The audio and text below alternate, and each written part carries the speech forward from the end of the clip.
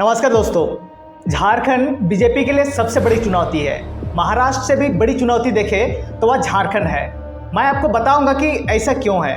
दरअसल बीजेपी में झारखंड में विधायकों को बोलने की कोई इजाज़त नहीं है।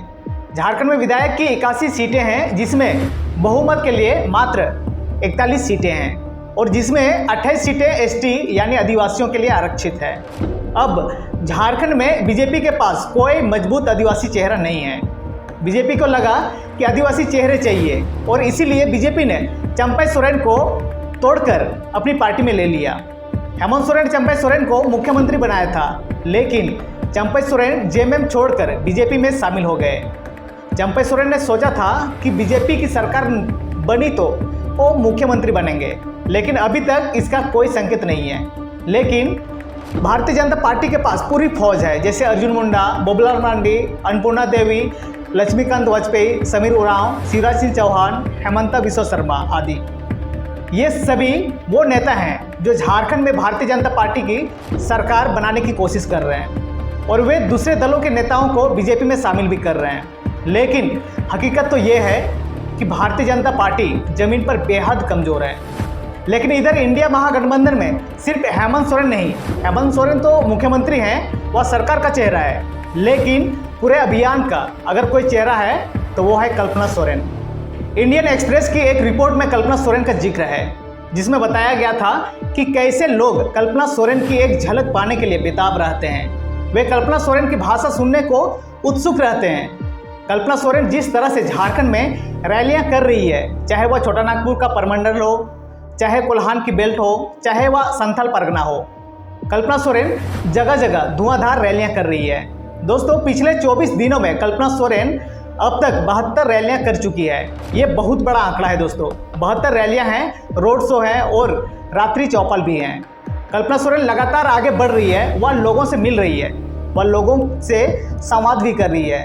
सरकार में एक मंत्री है दीपिका सिंह पांडे और बेबी देवी, ये दोनों मौजूद हैं, लेकिन लोगों का सारा आकर्षण, पूरा फोकस कल्पना सोरेन पर है। कल्पना सोरेन बेहद निष्पक्ष तरीके से अपनी बातें रखती है और उन्होंने भारतीय जनता पार्टी को घेरा, वह हमला करती है।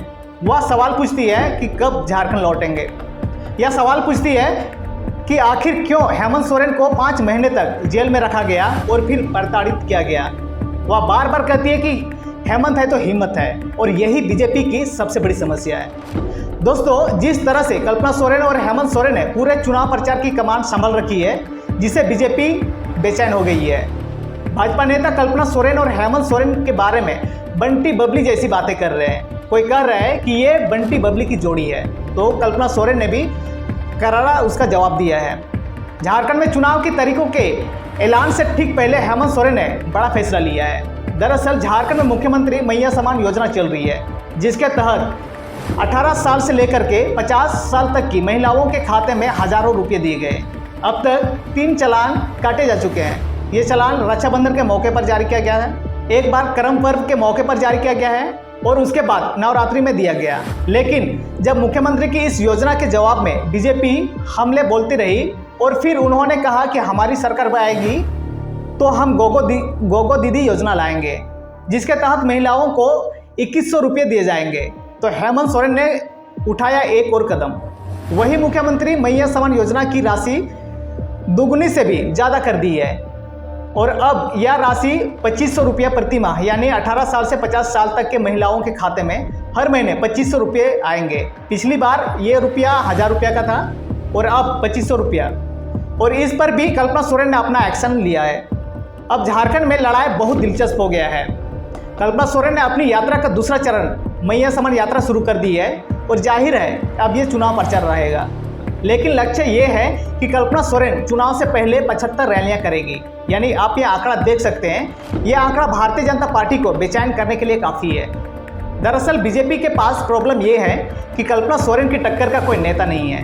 कल्पना सोरेन की टक्कर में एक भी महिला ऐसी नहीं है जो भाषण, रोड शो, रैली, इमोशन किसी भी मामले में कल्पना सोरेन को टक्कर दे सके, और इसीलिए भारतीय जनता पार्टी अपने आप को झारखंड में बहुत कमज़ोर मानती है।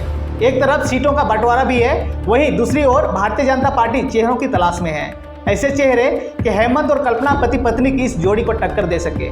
फिलहाल बीजेपी के पास ऐसा कोई चेहरा नहीं है और झारखंड में हेमंत सोरेन मजबूत होते जा रहे हैं। फिलहाल दोस्तों, झारखंड का नतीजा क्या होगा ये 23 नवंबर की तारीख तय करेगा, लेकिन बीजेपी के पास झारखंड बड़ी चुनौती बन गया है। अभी के लिए इतना ही।